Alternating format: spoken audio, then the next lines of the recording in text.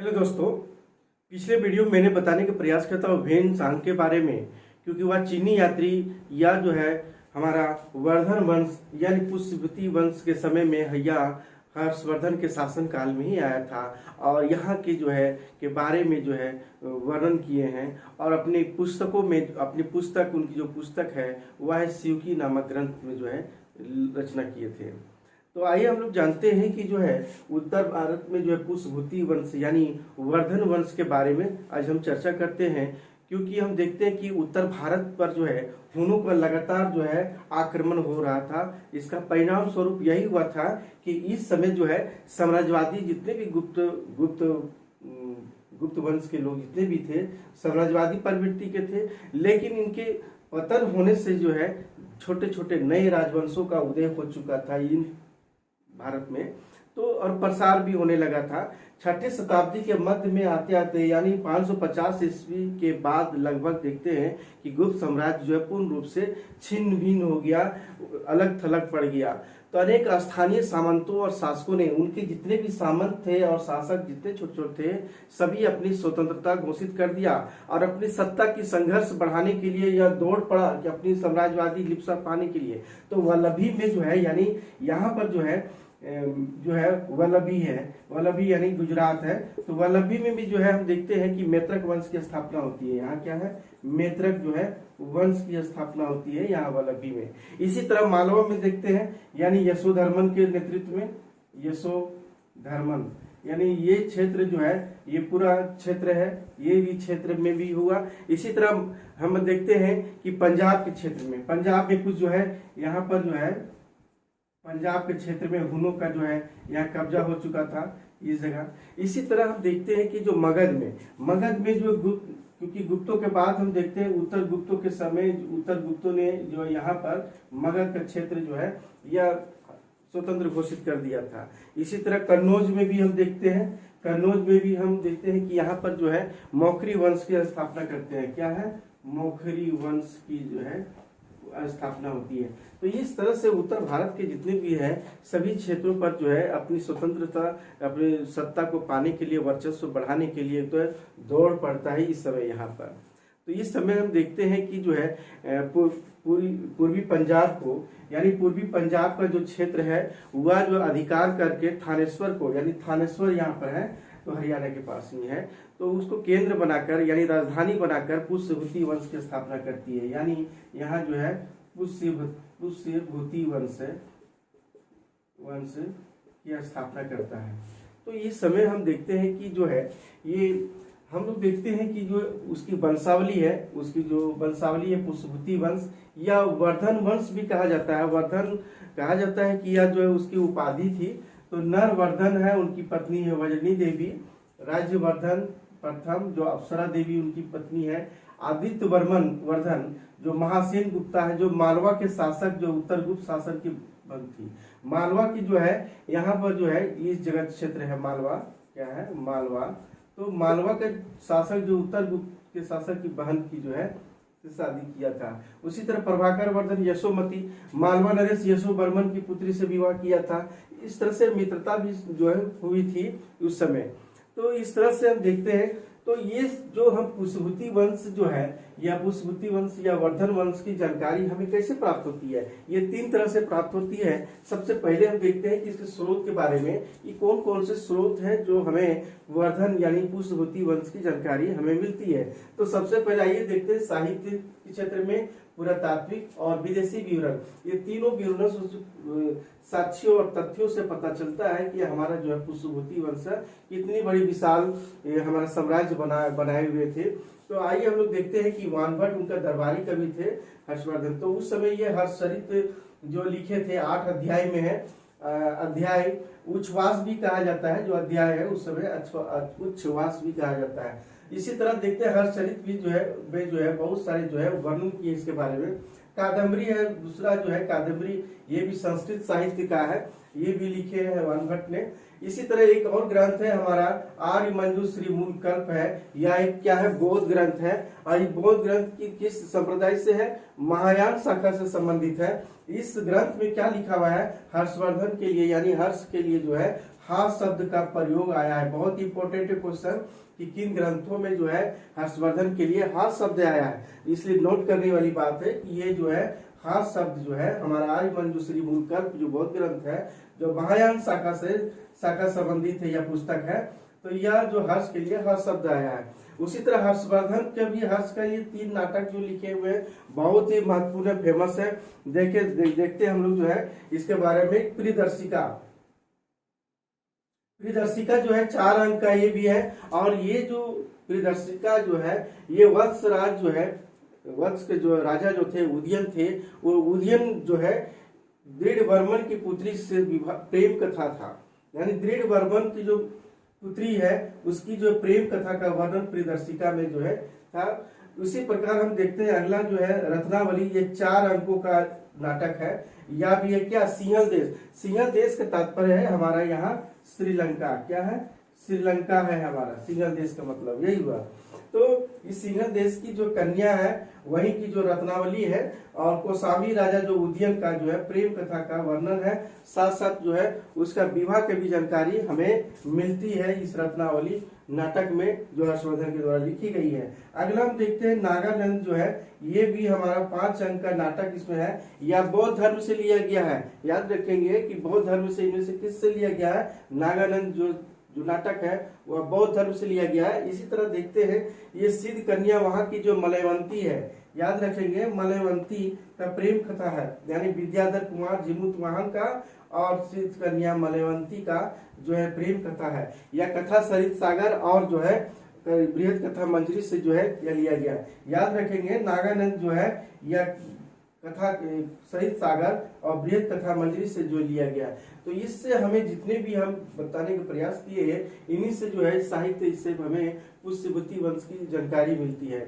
अगला देखते हैं पुरातात्विक स्रोत में हम देखते हैं कि क्या हमें पता चलता है। बांसखेड़ा ताम्रपत्र, ये भी जो है 1894 ईस्वी में जो है यूपी शाहजहांपुर से जो है ये पता चला कि हर्षवर्धन का शासन काल जो है वहाँ जो उत्कीर्ण किया गया बांसखेड़ा ताम्रपत्र 628 ईस्वी का है। यह जो है वहाँ अंकित किया गया है, हमारा हर्ष संवत के अनुसार जो है 628 ईस्वी का वह लेख लिखा गया है। लेकिन 1894 में जो है इसकी खुदाई की गई, जब पता चला ये बांसखेड़ा ताम्रपत्र, तो यह यूपी के शाहजहांपुर जिले के तो पता चलता है। हर्ष को पंचदेश का इस ग्रंथ में पूछा जाता है कि हर्षवर्धन या हर्ष को पंचदेश का स्वामी इनमें से किन ग्रंथों से पता चलता है। ये क्वेश्चन बहुत इंपॉर्टेंट है कि पंचदेश का स्वामी जो है या किस ताम्रपत्र या किस ग्रंथों से पता चलता है। तो बांसखेड़ा ताम्रपत्रों से पता चलता है कि पंचदेश का स्वामी था। तो कहा जाता है कि श्रावस्ती है, कार्निकुब्ज है, गौड़ है, मिथिला है और एक जो है उत्कल यानी उड़ीसा, यानी हमारा श्रावस्ती, कानकुब्ज, गौड़ और मिथिला और उत्कल यानी उड़ीसा, ये 5 यानी हमारे जो ग्रंथों से पता चलता है। चरित्र वानभट्ट के हमारा वेदशास्त्र के अनुसार बताया जाता है कि ये जो है पंचदेश का स्वामी कहा गया। अगला हम देखते हैं मधुबन ताम्रपत्र, ये हमारा बांसखेड़ा ताम्रपत्र हो गया। अब हम देखते हैं मधुबन ताम्रपत्र, यूपी के मऊ जिले 631 ईस्वी का जो है वहाँ उत्कीर्ण देखने को मिलता है। यह आजमगढ़ में ही है, मऊ जिले। तो ये देखते 631 ईस्वी का यह उत्कीर्ण किया गया है हर्ष के द्वारा। तो इस तरह से देखते हैं यहाँ पर क्या है, विभिन्न धर्मों को दान देने की जानकारी मिलती है। याद रखेंगे कि विभिन्न धर्मों को दान देने की जानकारी मधुबन ताम्रपत्र में पता चलता है हर्षवर्धन के द्वारा। इसी तरह श्रावस्ती को भुक्ति के सोमकुंडा नामक ग्राम को दान देने की जानकारी मिलती है। तो इससे हमें ये पता चलता है और ये बहुत ही इम्पोर्टेंट है, इसको ध्यान में रखेंगे कि दान देने की जानकारी मिलती है। श्रावस्ती के भुक्ति के जो सोमकुंडा नामक स्थान में ग्राम है उसको दान देने की जानकारी मिलती है हर्षवर्धन के द्वारा। अगला हम देखते हैं कि इसी का जो है नालंदा मृण मुहर, ये मिट्टी के मुहर है, ताम्रपत्र नहीं है, ये मिट्टी के जो मृण मुहर है और ये बौद्ध संप्रदायों को दान देने की जानकारी मिलती है। ये बहुत ही इंपॉर्टेंट है, ये भी नालंदा जो मिली है वहां से। सोनपत ताम्रपत्र जो हरियाणा के क्षेत्र में है, इसमें क्या मिल रहा है, ये प्रशासनिक अधिकारियों की जानकारी मिलती है। पूछा जाता है इनमें प्रशासनिक अधिकारियों की जानकारी, इसे मिलान चिन्ह में भी पूछा जा सकता है कि चारों का दे देगा और ये प्रशासनिक अधिकारी बहुत संप्रदाय ऐसे दे देगा।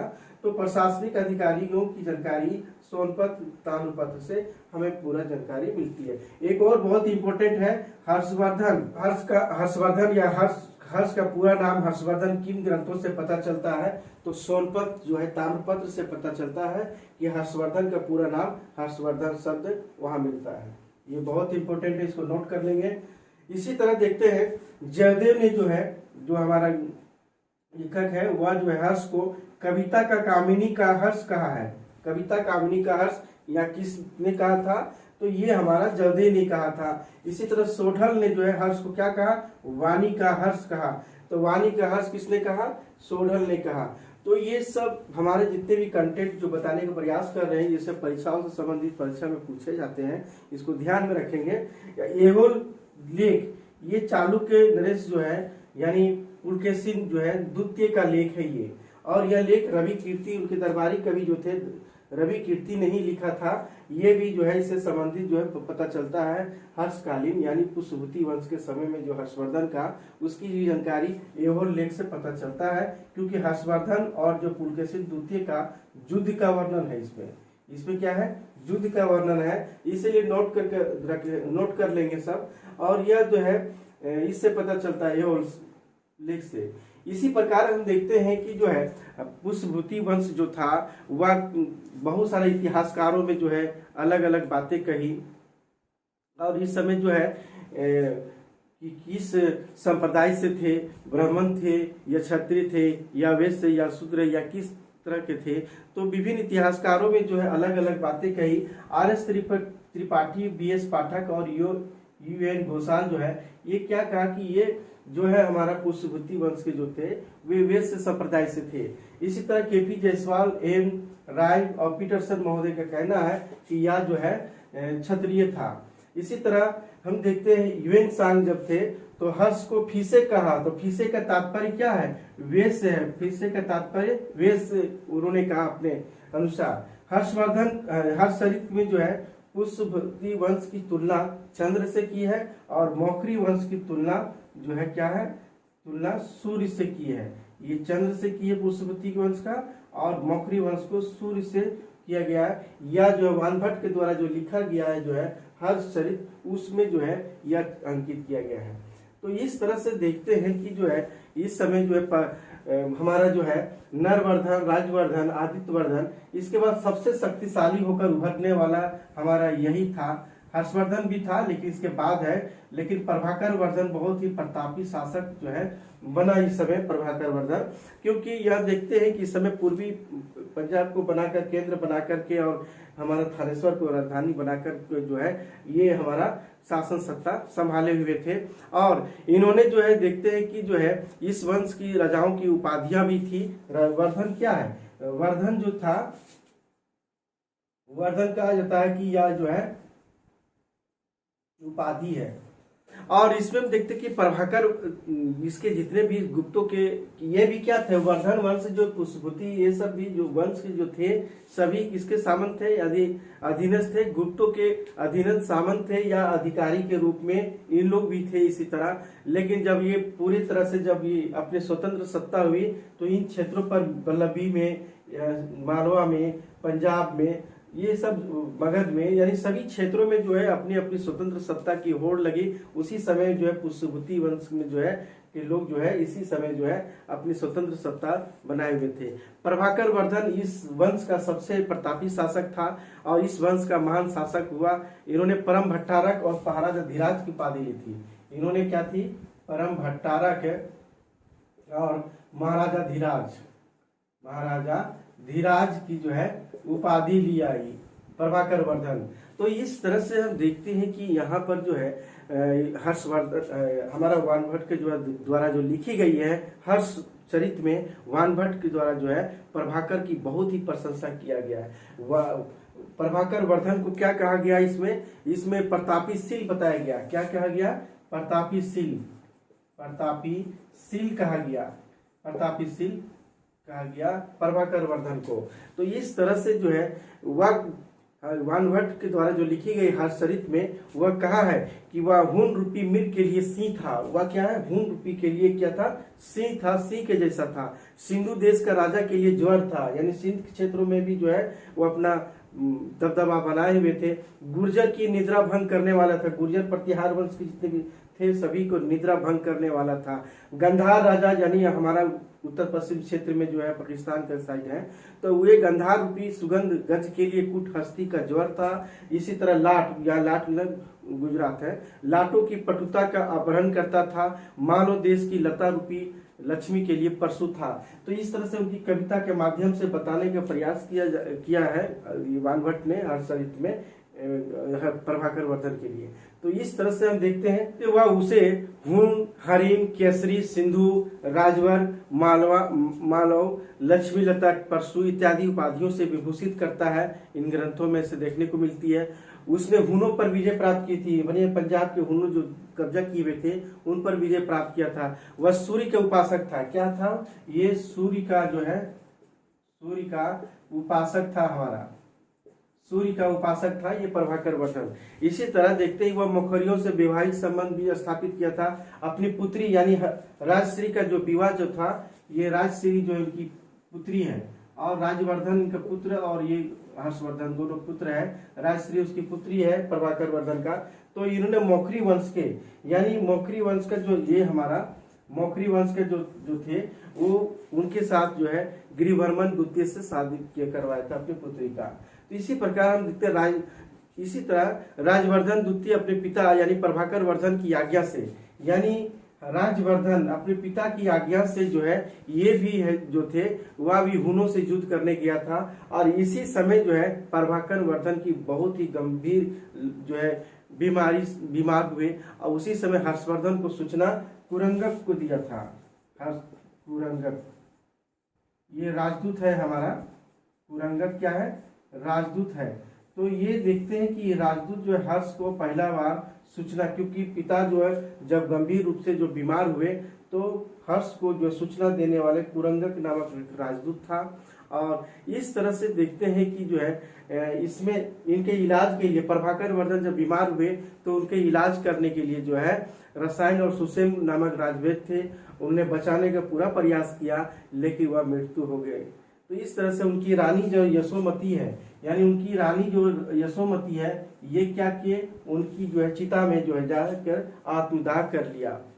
इसी प्रकार हम देखते हैं कि राजवर्धन जो है थानेश्वर का शासक जो है 605 ईस्वी में बनता है। क्या है, 605 ईस्वी में जो है राजवर्धन जो है ये गद्दी संभालते हैं और ये सिंहासन संभालते हैं।